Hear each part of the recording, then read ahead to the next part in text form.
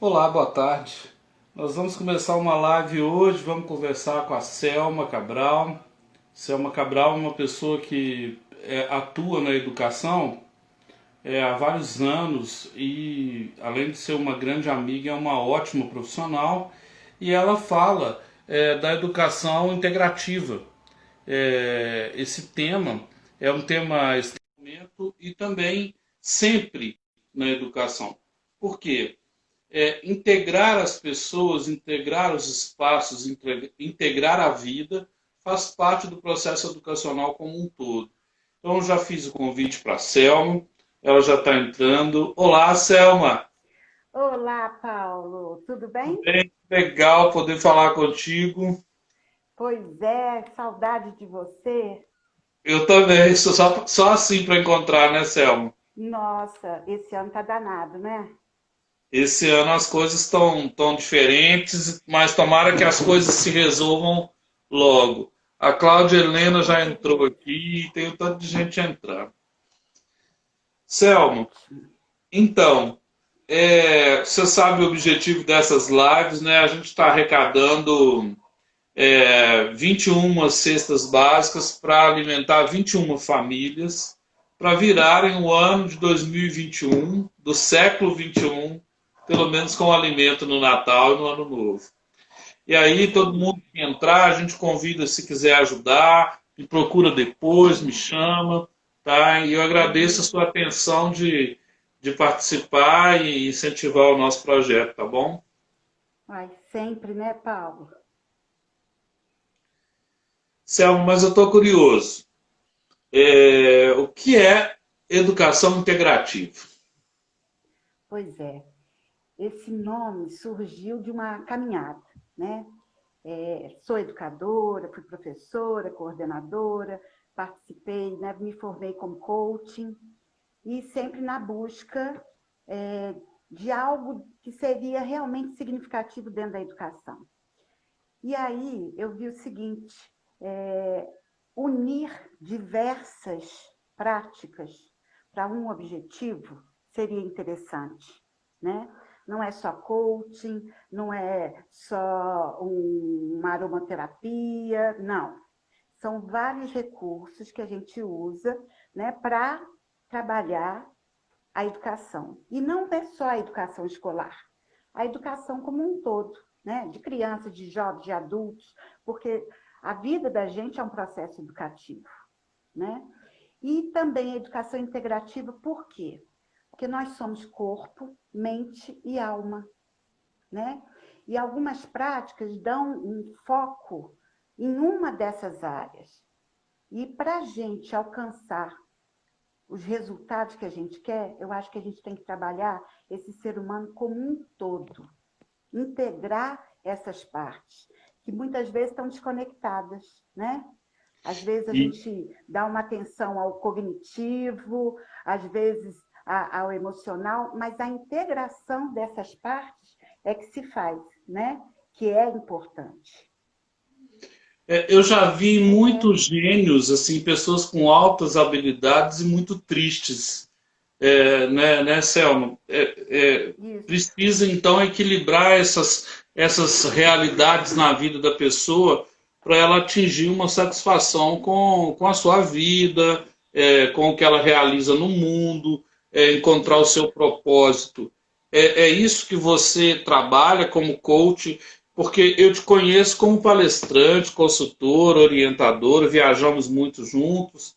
Isso. É, a escola integrativa ou a educação integrativa, ela vai encontrar resistências em algumas escolas tradicionais, ou eu estou enganado?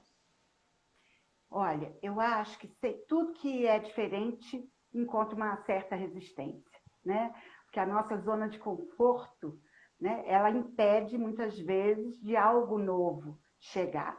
Mas eu estou participando de um projeto com o Instituto Movimento pela Felicidade aqui de Belo Horizonte, com o Instituto de Bem-Estar do Chile, que nós estamos trazendo para o Brasil a educação positiva, né?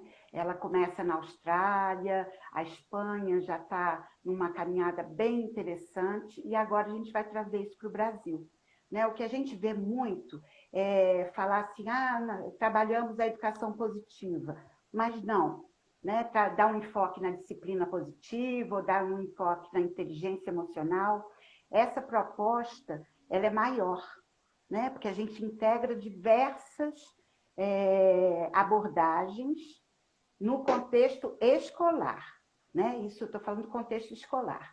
Agora, dentro da sala, dos meus atendimentos, isso tem um retorno fantástico, né? A gente, em algumas sessões, a gente já vê resultados surpreendentes. Por quê? Nós vivemos numa sociedade consumista, né? É diferente uma sociedade de consumo. O consumo ele tem que existir. Agora, essa sociedade que a gente vive tira do foco a nossa pessoa, né? Então, é sempre o ter, é comprar, é sempre algo exterior. E o que eu busco trabalhar é essa volta para o interior, né? O autoconhecimento. E através do autoconhecimento, a pessoa vai ter mais recursos para lidar com os desafios, com a vida, né, Paulo? Uma coisa que eu gosto demais, que eu estou estudando muito, é a ciência da felicidade, né? Ah, muito A legal. A felicidade, Universidade de Yale tem um trabalho muito interessante, né? Harvard, né? A Universidade Federal do Rio de Janeiro está começando, a UNB em Brasília também, porque a felicidade deixa de ser algo utópico para adentrar no campo científico, né? E essa ciência da felicidade tem Martin Seligman e vários pesquisadores, né, que comprovam, né, que o bem-estar é o nosso alvo, né? Todo ser Sim. humano quer a felicidade, quer o bem-estar. Só que tem caminhos que a gente segue que nos desviam desse objetivo, né? Que atrapalham que a gente alcance esse objetivo. Tem uma pesquisa muito interessante da Sonja, que ela faz uma pesquisa em estudos, e ela chega à conclusão seguinte: ela é categórica na porcentagem, né? Mas eu vejo isso como o seguinte: é algo para a gente ter uma noção. 50% da nossa felicidade depende da carga genética que a gente traz, né? Então, a genética, ela influencia, sim, no alcance da felicidade. Mas não é só a carga genética. 10% são os fatos que acontecem, né? Os fatos exteriores a mim. E 40% depende de mim. Então, isso, né, o autoconhecimento, o trabalho com alguns recursos que me levam a me conhecer melhor, a entender as minhas luzes e sombras, as minhas forças. Eu trabalho com as forças e virtudes, né? As 6 forças de caráter. Quais são as minhas forças? Isso faz com que eu consiga um bem-estar muito maior. E as pesquisas comprovam o seguinte: se esses 40% eu começo a trabalhar neles, eles alteram a minha genética. Então, os 40 deixam de ser 40. Né? Então, isso é uma coisa que desde lá a Grécia Antiga, né? O autoconhecimento é a busca, é o segredo, né? É eu É, me conhecer. Se eu o, não me conheço, o que eu vou fazer? o Né? Sócrates acabou se tornando o homem mais sábio do mundo, porque foi consultar o oráculo, né? E ele Isso. respondeu: sei que nada sei. Estava escrito lá: conhece-te a ti mesmo. E me diga, Uhum. Thelma, você atende individual, em grupos, você vai até as escolas, se as famílias precisarem, você atende também nas famílias. E uma pergunta interessante: é, educação integrativa e educação sistêmica convergem ou divergem? Converge, converge. Né? Na integrativa, o que entra, por exemplo, nos meus atendimentos, eu uso o recurso da aromaterapia, da musicoterapia, do mindfulness, do coaching, né? Então, são vários recursos que se usa para quê? Para favorecer, para possibilitar que aquela pessoa caminhe no autoconhecimento. E através desse encontro com ela mesma, né, o sentido da vida dela começa a surgir, seja criança, adolescente, adulto. E eu trabalho individualmente, né, na minha sala, e trabalho também com escolas. Né? Ano passado nós fizemos um trabalho em cima da BNCC, mas que teve já um gancho com essa educação integrativa na Prefeitura de Betim. Né? Nós atendemos todos os coordenadores de Betim. Esse ano a gente ia começar com todos os coordenadores e professores do Fundamental 1 e 2, mas com a pandemia deu uma paradinha aí. E o interessante é que a educação positiva na escola, ela tem uma proposta que eu acredito muito. Porque nós que conhecemos a escola, a gente sabe que vários projetos surgem, né, dá aquele fogo, mas de repente apaga. Isso. Né? São projetos pontuais. E se a gente quer uma transformação realmente, não pode ser pontual, tem que ser processual. E a educação positiva na escola, a gente chega da seguinte maneira. Primeiro, um encontro com os gestores para conhecer a missão, né, da escola, a realidade dessa escola. E começamos o trabalho com professores e com todos os funcionários dessa escola. Que tipo de trabalho é esse? Autoconhecimento. Como é que um professor vai para dentro de uma sala de aula, né, conviver com uma turma de alunos, se ele mesmo não se conhece? Né? Eu brincava quando eu dava aula que a alfabetização mais importante que a gente constrói é a leitura do olhar. É o olhar para mim e é o olhar para o outro. E essa leitura, às vezes, passa en passant. Eu estou do lado de alguém e sou incapaz de perceber que essa pessoa está triste. Né? Então, com as turmas de primeira série, lá do Fundamental 1, que era, né, o Fundamental 1, hoje, segundo ano, os meninos, a gente já trabalhava isso. O que você está lendo no olhar do outro? Então, o trabalho, primeiro, não entra aluno. Vai entrar os professores, vão entrar os professores e toda a comunidade, desde aquele que recebe essa criança na porta. Então, é um trabalho muito bacana, né, de autoconhecimento e também uma conexão desse autoconhecimento individual com o conhecimento dessa missão e do propósito dessa escola. Se eu estou ali, né, essa escola tem uma missão. Né? Então, eu tenho que trabalhar em comunhão com ela. Né? A missão, a visão, os valores da escola, né, Selma? E me diga, então vocês cuidam desde o porteiro, vamos dizer, desde a zeladoria até a diretoria. Isso. Esse é o meu mantra. Eu acho que só tem como mudar se a gente cuidar do todo. Isso. Primeiro eu trabalho com eles. E a atenção especial a esse professor. Né?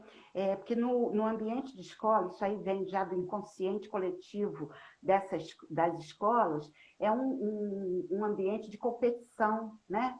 Quem sabe mais, né? Isso começa lá com os alunos e com os professores também. Eu desenvolvo uma prática, lá, está querendo aparecer, né?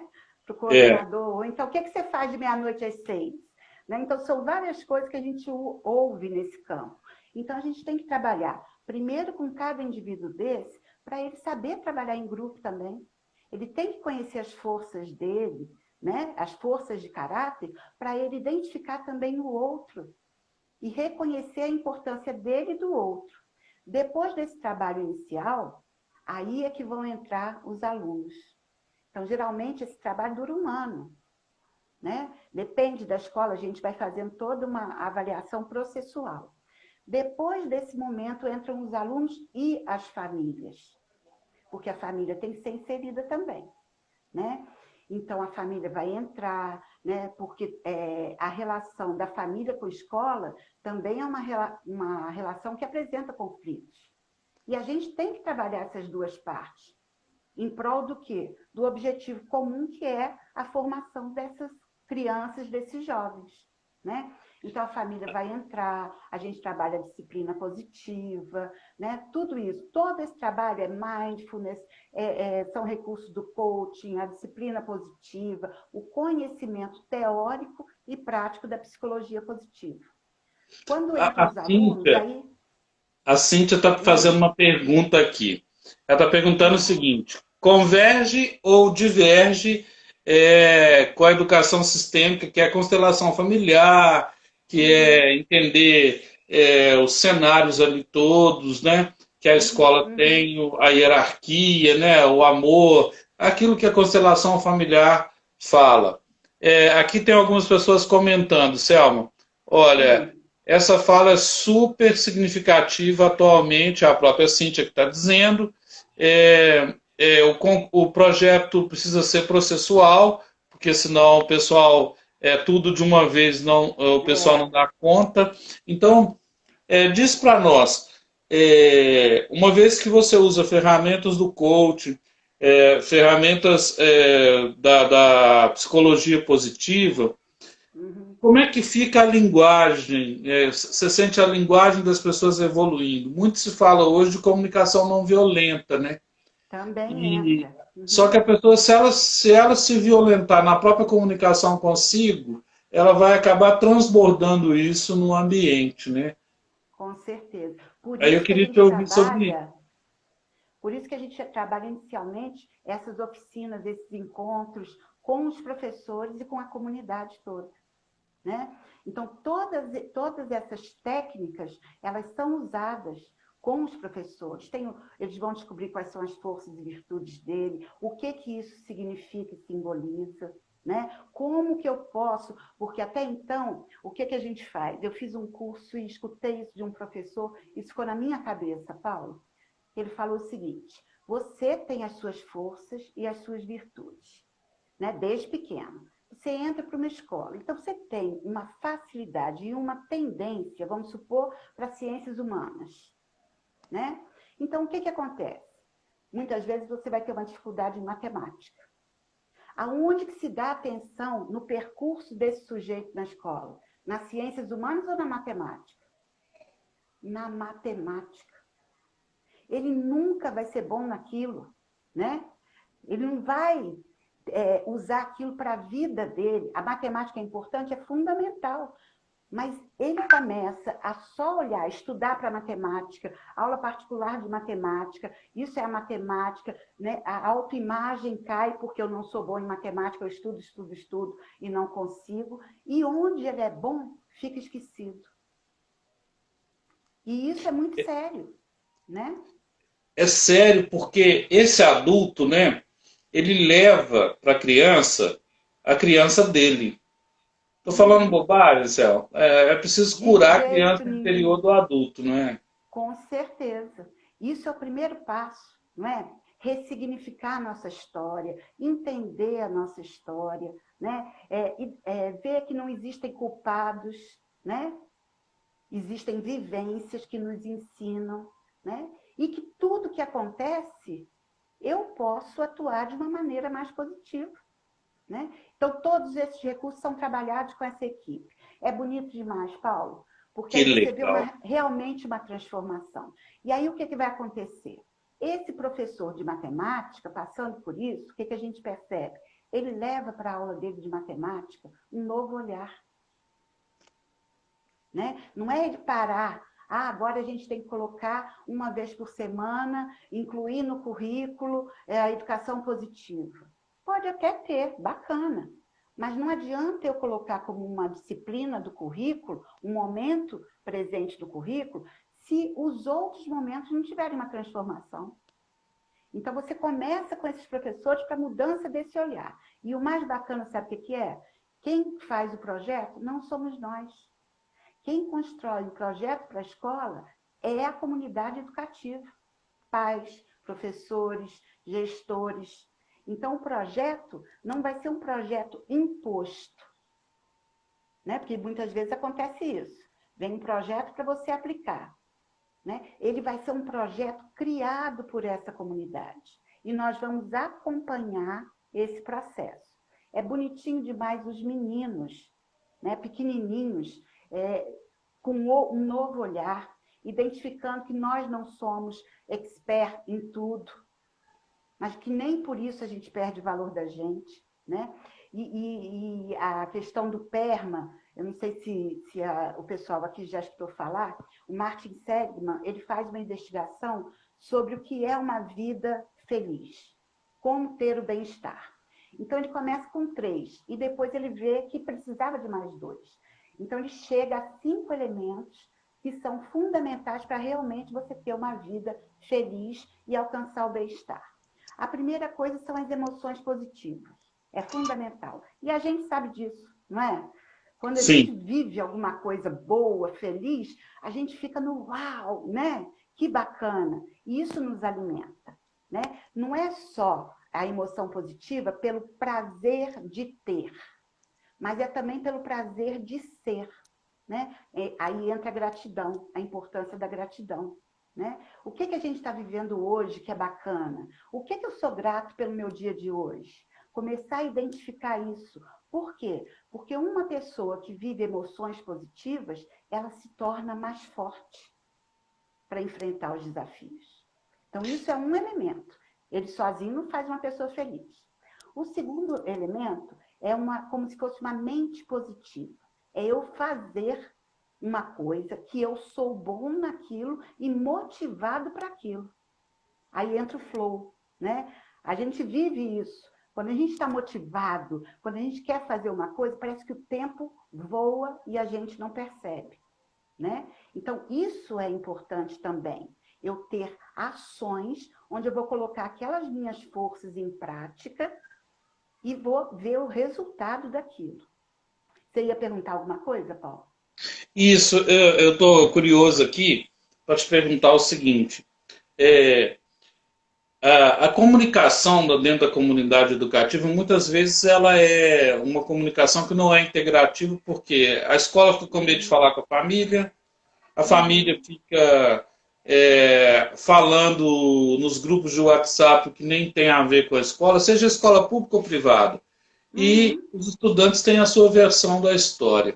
Né? Pelo que você está dizendo, o trabalho com a educação integrativa, ela converge para criar um bom clima organizacional. Né? Com Assim, certeza. que tipo de evidência que você vivenciou atualmente que você gostaria de falar? Tipo assim, olha, a escola nem precisa do nome, mas num determinado ambiente eu vi isso e foi assim.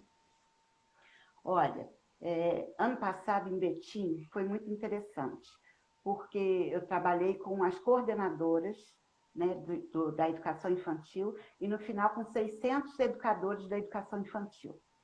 Nossa, E no início é aquele cansaço, às vezes aquela desilusão, aquela dificuldade e aquela queixa. Ah, a família não colabora, né? Ah, mas isso, assim, então, um tanto de coisa. E vamos falar, né? Aqui não tem certo, não tem errado. A gente vai falar do que está vivendo. E vamos olhar isso por uma outra perspectiva. Paulo, no final, é de emocionar como que as pessoas se apropriam.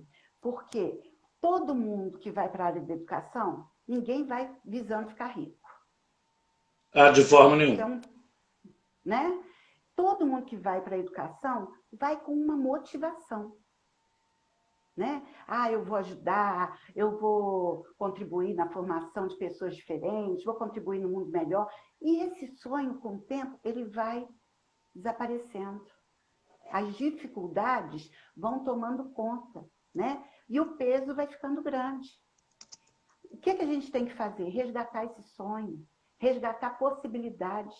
Porque se diante de desafios eu só olho dificuldade, acabou. Eu não tenho como agir. Né? Agora, se diante de um desafio eu consigo, aí entra também a importância do grupo. Né? Porque tem momentos que eu vou estar cansada mesmo. Não vou estar encontrando possibilidades. Mas se eu estou num grupo que trabalha dessa forma, o grupo me ajuda, o grupo me resgata. Isso é bonito demais. Né? Isso é a conexão da vida. Né? Sim. Nós somos um sistema e nós não podemos esquecer disso. Se a gente tenta viver fora desse sistema, não tem sentido. Relações positivas é um outro elemento para você ter bem-estar. Você se unir com pessoas que te colocam para cima, que reconhecem o seu potencial, né? Que sabem que você tem luz e tem sombra e que te aceitam do jeito que você é, né? E que dialogam com você, né? Em vez de ficar no bastidor conversando com outros, não. É um clima receptivo. Então, isso é muito legal. Né? Na sala também, né? Às vezes eu saio de lá assim, encantada. Por quê? 2 encontros, você já vê as pessoas chegando com um olhar, com um brilho no olhar. Fala, Selma, não é que deu certo isso? Quer dizer, é o resgate dessa potencialidade que a gente traz. Né? A gente tem que Selma, mudar porque o jeito de atualmente olhar. muito se fala de tecnologia, né? E deixa de lado a humanização, que é a maior tecnologia. Eu costumo dizer Isso. até que a maior metodologia ativa é a humanização, é tratar o ser humano bem, né? Uhum. É, e aí eu queria te escutar sobre assim, como que a comunidade começa devagar, depois parece uma churrasqueira, né? Parece que coloca fogo aí vai Isso. queimando, as pessoas vão e a visão dos estudantes, né? Falando de Uhum. escola, mas também falando de família, visão do Uhum. pai, da mãe, do filho, do formato que a família tiver, nós temos vários formatos. É, depois do processo ir caminhando, você tem ganhos aí. Eu queria que você falasse dos ganhos.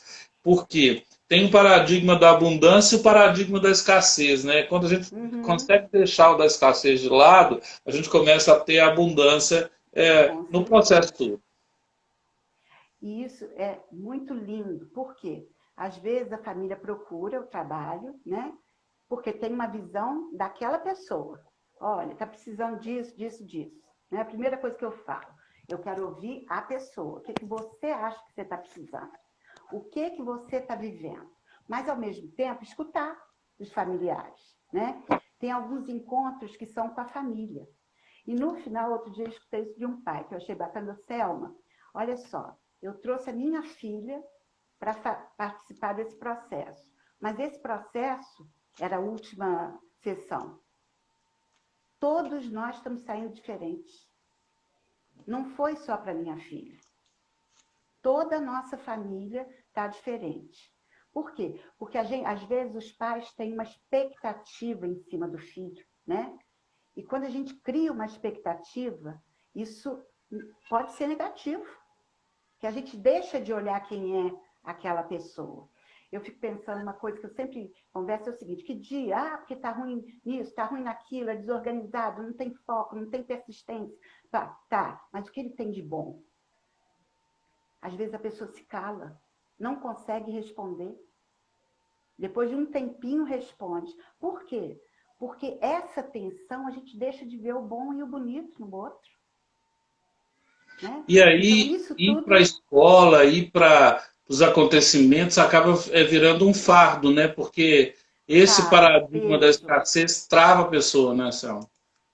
trava completamente. Né? E eu falo o seguinte, por exemplo, um professor, agora com essa pandemia, né? Quando a questão que você estava falando da tecnologia, eu sou apaixonada por tecnologia, mas eu também tenho as minhas questões.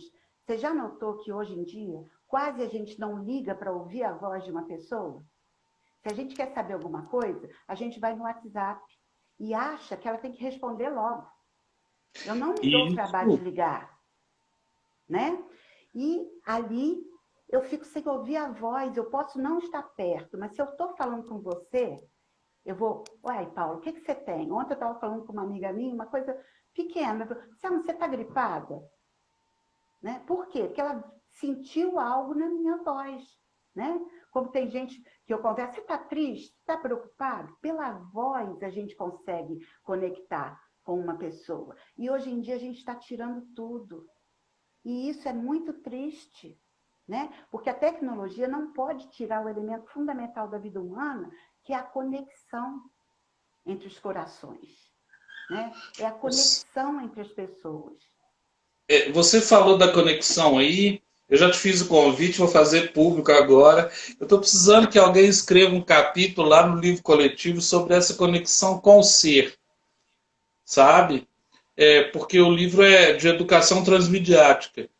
Só que fica todo mundo falando de mídia só, celular, computador, e a conversa do Uhum. ser com ela mesma. E você falou de Com mind. certeza. Eu tenho Uhum. praticado já com o Donizete no grupo dele, ele tem mais de 200 pessoas hoje, graças a Deus. e tem me feito muito bem entender a minha É, respiração, é entender fantástico. que o meu corpo respira, entender que eu estou conectado com algo maior. Eu queria que você falasse sobre essa experiência na educação integrativa. Como a meditação, quando essa atenção plena pode ajudar até no foco para os estudos, para o trabalho, para a vida. Completamente. O mindfulness ajuda a gente em todos os sentidos. E é uma coisa engraçada, porque, olha, eu comecei a dar aula em 1991, né? Antes eu tive uma escola. Depois eu comecei a dar aula em 1991. E eu sempre falava com os meninos, a primeira coisa do dia era cheira a flor, sopra a vela.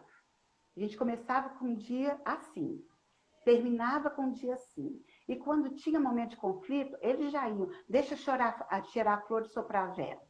Né? A respiração tem uma lenda hindu que eu acho linda, que fala o seguinte: você nasce com um número X de respirações. Nossa, Quando você der a última, acabou a sua vivência nesse planeta. Agora, o que acontece com uma pessoa estressada? Ela consome a respiração dela. Né? A respiração é o nosso contato com a vida. Sem respirar, a gente não vive. E a gente faz isso automaticamente e não presta atenção nela e nem no poder que ela tem. Né?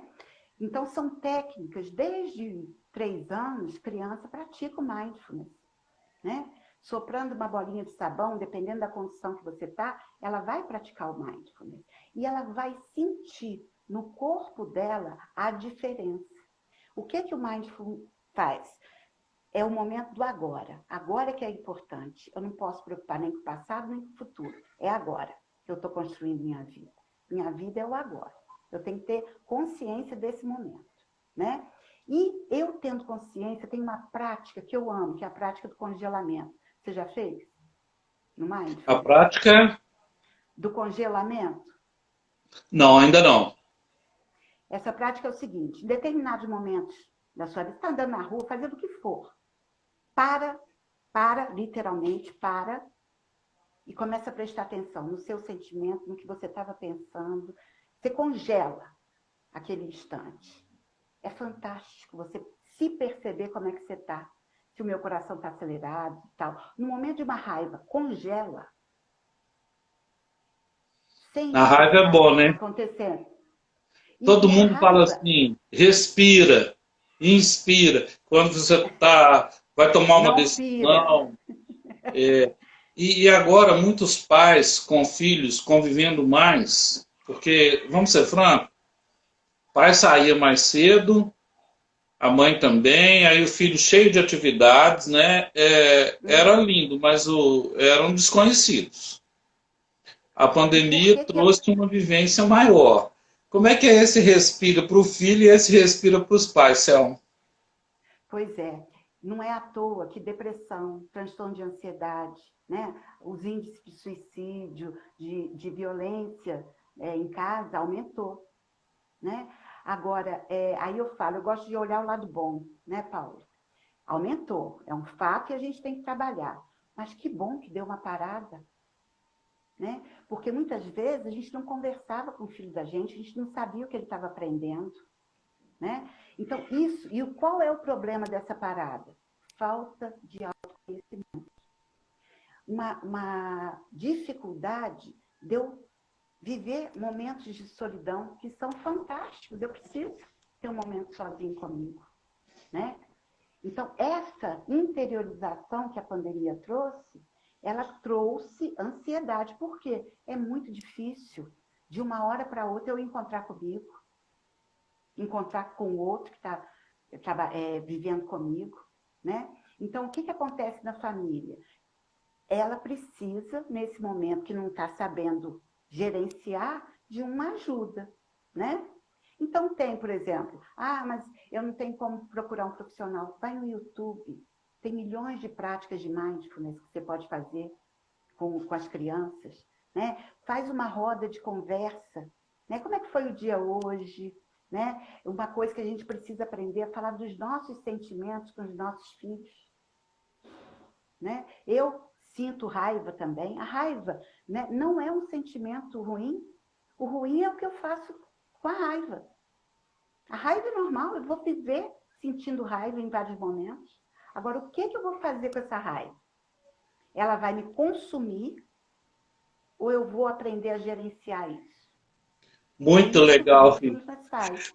Ô, Selma, sabe que tem uma frase que mudou a minha vida mesmo, literalmente, né? Hum, Tudo bem. Tem uma que é a Carta de São Paulo, né? Falando tudo que é verdadeiro, Filipenses 4:8,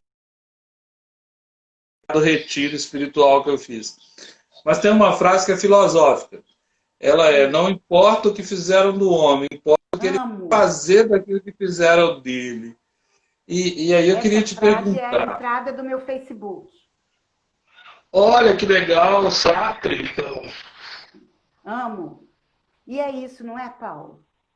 É Acontecer isso. coisas, a gente não tem controle. Os estoicos, eu amo o estoicismo, Sim. né?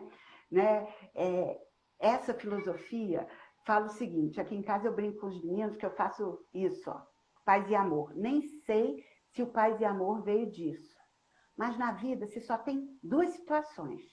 Aquelas que você pode agir e transformar, e aquelas que não dependem de você. Se não depende de você, não entra numa loucura. Que aquilo você não tem o poder, né? Então, isso a gente precisa. Então, por exemplo, tá lá, tá no trânsito, dirigindo, um tá molengando na frente, ou levou uma fechada. Vai adiantar você xingar, gritar, né? Então, aí eu faço assim, ó, né? Só existem duas coisas. Ah, tá bom. Aí eles voltam, né? Então, isso é importante, né? Essa questão da gente começar a fazer um exercício de autoconhecimento, né? De consciência para esse momento atual. Como é que vai ser o meu futuro se no momento de hoje eu estou construindo só, semeando só coisa que não é legal? Se eu Tá. quero um futuro bom, vamos semear coisa boa, O né? Selma, o Francisco está pedindo para você aumentar o seu áudio e eu vou tentar falar Hum. mais baixo porque ele está falando que o meu está muito alto. Melhorou alguma coisa? Francisco, dá um joinha aí, melhorou? Porque o áudio do meu celular está no máximo. E o meu nem está tão alto. Ah, é o Chico, é meu tio. É o Chico. É o Meu, Chico, ele está vendo junto com a esposa dele, viu? esse aí É uma- é meu irmão, na realidade, que ele é 5 anos mais velho que eu, então foi meu parceiro Que de legal. vida. Selma, a Oi. criança tem fome de quê hoje? A criança tem fome de brincar. Mas não é brincar com videogame, não. De brincar. Criança, através da brincadeira, com um pauzinho, com argila, com o que for, com caixa velha, ela vai criar, ela vai dar sentido para o que ela vive. Então, hoje, o que a gente está fazendo? Tacando um celular na mão de criança, né? E aí é que entra a questão da tecnologia, né, Paulo? A gente tem que ter um discernimento. Por quê? O que falta na criança é pé no chão, né? É fazer tendinha, juntar duas cadeiras e fazer tendinha, comidinha, né? É Comidinha. trazer Aqui a aqui realidade, em casa tem o fogão da comidinha. não é? Isso é que falta, ela ser criança. Ela precisa de brincar, porque através da brincadeira, essa brincadeira saudável, ela vai construir o mundo dela. Ela vai dar sentido para o mundo dela. Agora, o que ela faz com um celular ou um tablet na mão? Perfeito. Né? E aí, Selma, e o adolescente tem fome de quê? Eu acho que o adolescente tem fome de ser ouvido. Porque eu falo que o grande problema é a amnésia do adulto. Amnésia entre aspas, né? Porque muitas vezes a gente tenta esconder aquele adolescente que a gente foi, porque eu tenho que ser o exemplo, né? Então, a gente precisa ouvir esse adolescente, né? Ouvir as angústias, ouvir as dores e falar das nossas. Ele precisa desse diálogo, né? Do que eu estou vendo, eu sei que isso não é tão fácil, mas sem julgamento. A gente julga demais, né? E quando entra o julgamento, eu tiro do outro a possibilidade de se expressar. Porque ele sabe que vai ser julgado, então ele se fecha. Né? Então tem que ter essa liberdade, diálogo, conversa, olho no olho. Né? E uma outra coisa que eu acho que falta, limite. Sabe? Porque a Muito gente está legal isso. vivendo uma questão que pode tudo, não pode nada. Né? O limite ele é fundamental, ele é segurança. Isso você não vai fazer. Isso você pode fazer. Até aqui você pode ir, passar daqui não. E sabe por que você vai passar? Porque eu te amo. Muito Né? legal. Então, isso é fundamental. E precisa também de ter persistência. Os meninos hoje trocam as coisas, é a tal da sociedade consumista, não é? Eu vou Descarta, né? trocando tudo, descarta. Ele não enfrenta angústia. E a gente precisa se deparar com as nossas angústias. Porque eu só vou ter confiança para superar as próximas se eu superar essa. Né? Então, essa coisa de dar tudo, quero mudar de escola porque eu não estou feliz lá. Peraí, mas por que você não está feliz? Né? Eu não quero mais, não sou mais amigo do fulano. Por quê? Essa reflexão, ela tem que fazer parte da vida do adolescente. Esse diálogo tem que fazer parte. Não só do adolescente, mas principalmente nessa fase do adolescente. E aí você estava falando da churrasqueira. Eu fiz um curso para ser professora de yoga. E o meu mestre chamava Sarvananda. E o Sarvananda contou uma história que eu acho linda. Ele fala o seguinte: a criança nasce já com os tronquinhos de madeira, né? Qual é o papel dos educadores na infância?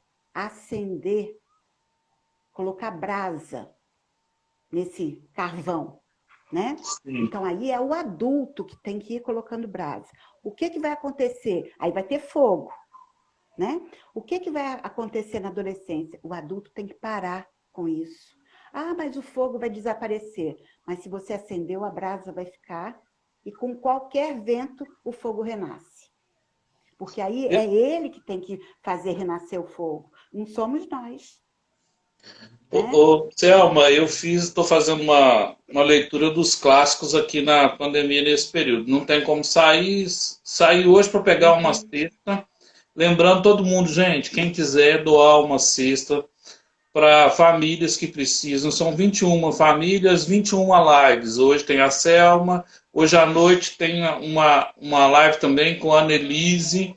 Ela vai falar de a educação tem fome de utopia, então vai completar o dia, viu, Selma? Com Mas eu queria certeza. te fazer uma outra pergunta. O jovem que vai fazer o Enem, ele tem fome de quê? Nossa, tem várias fomes, né? Ele tem uma pressão que é passar, né? Entrar em uma universidade. Mas essa fome, muitas vezes, não é dele. Mas ele incorpora essa fome. Ele se cobra isso, né? E eu acho que a pior fome que o adolescente tem no momento de ingressar numa universidade é ter certeza daquilo que ele quer. Uma certeza, sim, ele pode mudar, tá? Mas Projeto de ele ter vida, né? claro para ele isso, o que ele quer, sabe? Por quê? Porque se eu não me conheço, volto ao autoconhecimento aí.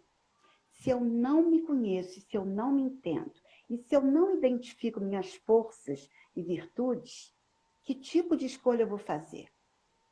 Eu vou fazer escolha porque o meu pai quer, ele acha bom que eu siga isso? Né? Por que tem tanta evasão nas universidades? Porque entrar, entre aspas, é fácil. Permanecer é que são elas. Né? Então, eu acho que a grande fome, ele tem diversas fomes nesse momento, né? Mas a grande fome é ele saber o que ele quer nesse mundo aí de escolhas. Né? E isso é interessante. Né? Agora, aí você falou uma coisa que a gente trabalha na educação positiva, na psicologia positiva e na educação positiva. você tem que ter projeto de vida. Você tem que ter engajamento. Você tem que sair, né? Um dos pilares do PERMA, né, é que você tem que se engajar em uma causa. O que me move como causa? O que eu identifico que eu posso contribuir de maneira positiva na minha vida e na vida da comunidade? Né? E isso é fantástico. Então, você tem que ter esse projeto de vida. E projeto de vida a gente começa a trabalhar lá pequenininho. Ah, mas o menino pequenininho, como é que ele vai trabalhar projeto de vida? Eu vou adaptar a cada faixa etária. Né? O que você quer fazer agora? O que você é bom? Ah, eu sou bom em fazer boneco de massinha. Então, nós vamos fazer uma exposição de boneco de massinha? Vamos chamar as pessoas para elas ficarem felizes com isso que você está fazendo? Né? Você pode fazer um boneco e dar para um coleguinha um boneco de massinha? Né? Você pode ir para a cozinha fazer um bolo e vamos levar para a vovó, que está lá na casa dela? Isso é semente de projeto de vida. É eu identificar. Outro dia os meus que eu sobrinhos, gosto. os meus sobrinhos estão ficando aqui porque a Marília está ajudando, né, na alfabetização deles. Então eles me deram de presente uma gelatina. Só que a gelatina virou alfabetização, sabe, Selma? Tipo Paulo Freire, assim, que um negócio bem legal. Aí foi para lá, coloriu, desenhou, dividiu em sílaba. E aí eu penso que a escola está com essa fome também de contextualizar, né? Queria te ouvir. Nós não Acho que estamos julgando a escola, mas estamos querendo não, pensar como melhorar, né? a questão da escola é uma questão histórica, né, Paulo? As mudanças, elas não se concretizam no ritmo que a mudança teórica ela se faz. A gente está falando agora de educação positiva e tal. Agora, há quanto tempo se fala de inteligência emocional, de múltiplas inteligências, né? É. Eu acho que a questão da escola é o seguinte, ela não dá tempo para digerir. Ela não tem tempo, não é que ela não dá tempo. Então, você vai para um congresso, você volta com a cabeça fervilhando de ideias, quer colocar em prática milhões de coisas. Mas no chão da sala de aula, você não tem tempo para fazer aquilo. E aí tem uma coisa que eu gosto muito de relativizar com os professores. Ai, eu não tenho tempo, eu tenho planejamento, eu estou atrasado, eu estou isso, aquilo, outro. Né? Antes de ser coordenadora, eu fui professora. Eu vivi planejamentos em escolas que cobravam o planejamento, Muito. né? Muito, né? Então eu tinha que cumprir aquele planejamento. Paulo, sem brincadeira, eu falo que eu vivia o flow com os meninos. Né? Os pequenininhos do Fundamental 1, e depois fiz isso com os grandes. Eles entraram, se amor, hoje a gente quer brincar. E o que vocês querem fazer? Jogar bola. Então, eu vou colocar aqui tudo que eu tenho que fazer hoje, no quadro. Se a gente conseguir fazer isso, no final nós vamos lá para a quadra e nós vamos jogar bola. Nunca eles ficaram sem a brincadeira. Porque se ele tem clareza do que ele quer e do que ele precisa fazer para alcançar aquilo que ele quer, ele faz. Tinham colegas minhas que ficavam até assim, nossa, mas não é possível, você já deu esse conteúdo? Os meninos já sabem? Olha, até a aprendizagem, ela se constrói de uma maneira muito mais significativa. O Criativa, né? Criativa. Ele tem que ser pensado. O que eu fazia? Tinha presidente, tinha vice-presidente, tinha relator, tinha secretário, desde os pequenininhos. Todos os problemas eram resolvidos em assembleia. Não era eu que falava que não podia empurrar o colega na hora do futebol. Eles faziam, construíam as regras deles. E eles eram responsáveis por isso. Eles davam aula, Paulo, menino de 7, 8 anos. Ah, eu quero dar aula. Tudo bem, você vai fazer um planejamento, você vai trazer um exercício. Eu vou digitar esse exercício e você vai vir para frente. Você tem tantos minutos para dar sua aula. O que acontecia? Ele sentia na pele o que é o coleguinha conversando e atrapalhando quando ele estava falando. E conversa, né, Céu? Mas eles, quando têm essa consciência, eles se cobram, mas se cobram de uma maneira bacana. Né? Eu quero te falar de uma coisa que aconteceu comigo. No 6º ano, num colégio grande que nós trabalhamos lá, você e eu trabalhamos lá, e eu agradeço por ter trabalhado lá, aprendi muito. Uhum. O nosso diretor também era um diretor bravo, né? Que a gente também já trabalhou com ele. Eu estava dando aula de islamismo. E aí eu comecei a falar de Meca, aí o aluno falou, eu fui lá mês passado. Qualquer professor, né? Assim, porque também tem diferença de classe social, né? Com O certeza. menino, o pai dele tem um avião, né? E eu, professor, vindo da periferia, do meio popular. Aí naquela hora deu aquele estalo, sabe? Você pode vir com seu pai aqui falar sobre Meca. Eles levaram fotos, eles prepararam um PowerPoint, eles levaram roupas, eles levaram móveis, porque o cara era rico. Ele fez uma sala ambiente para falar de Meca e no final eu ainda ganhei quibe e Poxa, esfirra. querido. É mole. Aqui, e Essa é a parte aí, que eu mais gosto, por isso que eu tô gordinho, né? ele Mas vai esquecer isso? Nunca. Né? os Eu meninos tenho contato amaram com os essa aula alunos. e ele, junto com o pai, dando aula, foi muito legal.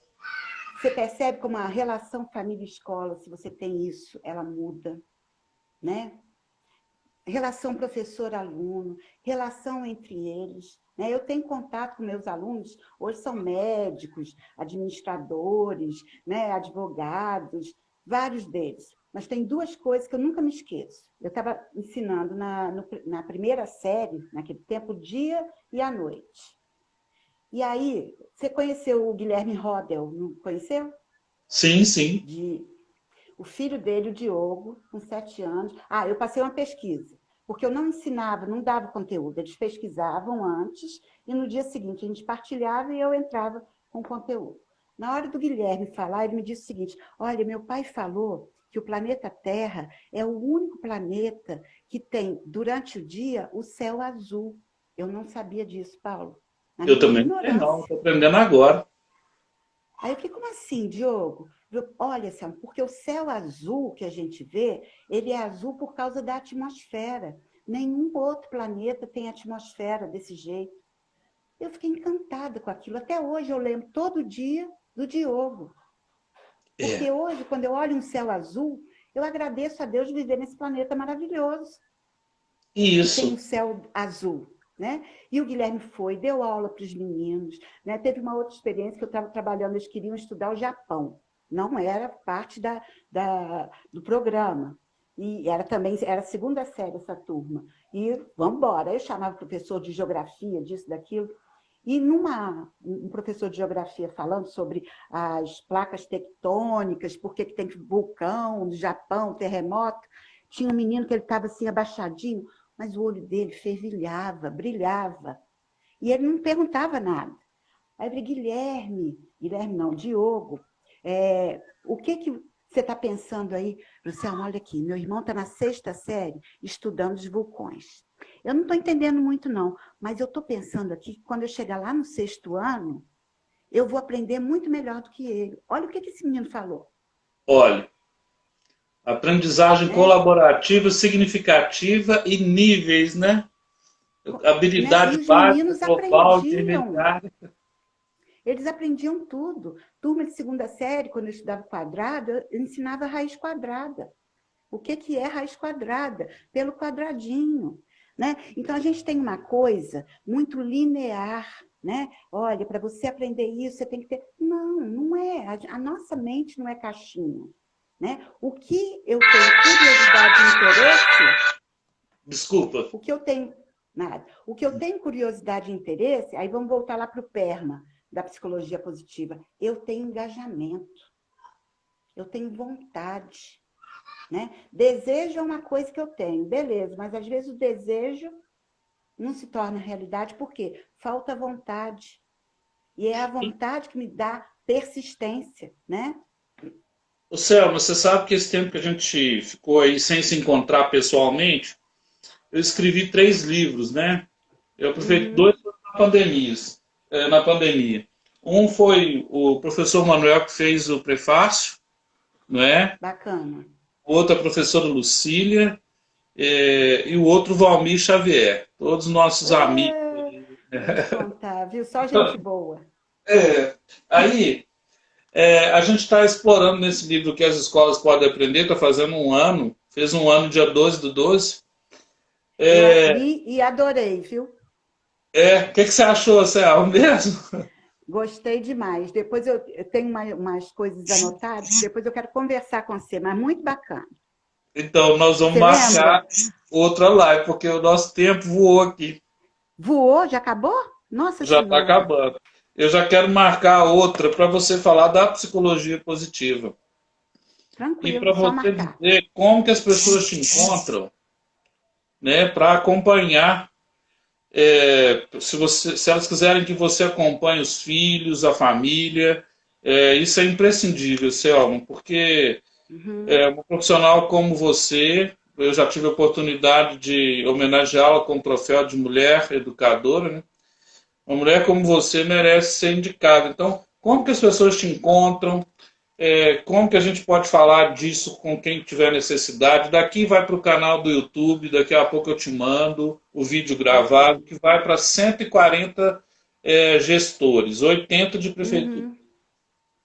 É, o mais fácil, a gente está no Instagram, né?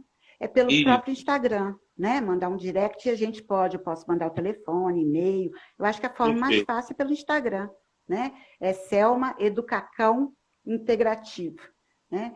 Então, qualquer coisa, qualquer dúvida, se quiser, eu tenho muita coisa de leitura, se quiser ler, eu estou aqui aberto, que eu acho que a gente tem que partilhar conhecimento, né? Mas eu estou muito feliz, viu, Paulo? Então, Reencontrar você e dessa oportunidade da gente conversar com aquilo que eu falo que é o ânima, né? Que é, aquece a nossa alma e a gente fala com amor, né? E com certeza daquilo que a gente está fazendo. é a ideia do saber sabor, né? Com certeza. Selma, eu quero te agradecer muito. Convidar quem quiser ajudar a nossa campanha de 21 cestas para 21 educadores no século 21 e para o ano de 2021. As famílias estão sendo alimentadas, vão comer, a gente nem sabe quem são. Você pode doar aí perto da sua casa, não tem necessidade de ser só comigo, né, ou com o movimento Educação ao Alvo, mas se for, faça contato comigo que eu sei para quem vou entregar, tá bom? Com certeza. E esse E seu quero te trabalho é muito agradecer pelo bonito. seu apoio a esse momento nosso e vem muita coisa boa por aí. Vamos marcar outra Com live, viu? certeza. Pode marcar. É bom a gente falar de coisas que põem a gente para cima, né? Porque coisa que põe a gente para baixo é demais, né? Ah, Então a tá. gente tem é que fazer isso. Ver televisão, ficar vendo essas notícias, a gente entra em depressão, né? Então, em vez de ligar a televisão, põe uma música. Uma vez por dia vai lá para ver as notícias, que é importante também. Mas eu acho que a gente tem que cuidar da nossa sintonia, porque tudo é energia, né, Paulo? Tudo é Então, energia. cuidar da sintonia da gente, onde é que a gente está vibrando, isso é fundamental. Olha o autoconhecimento de novo, né? Onde que eu estou vibrando? Eu tenho que identificar quando eu estou vibrando mais baixo para eu elevar meu potencial, porque tem recursos para isso, né? Então, que a gente, agradeço a você, agradeço todo mundo, né, que parou um tempinho do dia para ouvir a gente aqui, até para as outras pessoas que vão ouvir depois também, né? E isso, Eu acho que isso é muito bacana, né? Então, muito obrigada, gratidão. E eu amo gratidão e falar alegria, daquilo que eu Céu. acredito. Um abraço. Vou mandar para Muito os nossos obrigada, amigos viu? aí. Olha o Ricardo dizendo que te adora. Ricardo Cerqueira, que saudade dele. Ah, eu adoro. Ele mandou um beijão para você, viu, ô Pois Paulo? é. Abraço, Ricardo. Então, Cíntia também. Obrigado a todo mundo que esteve presente. Nós temos que começar uma grande corrente pela educação, porque é ela que vai mudar o Com planeta. certeza. Tá Com bom? certeza, viu? Valeu, Céu. Um Beijo grande abraço. para você. Bom, Tchau. gratidão e alegria. Também.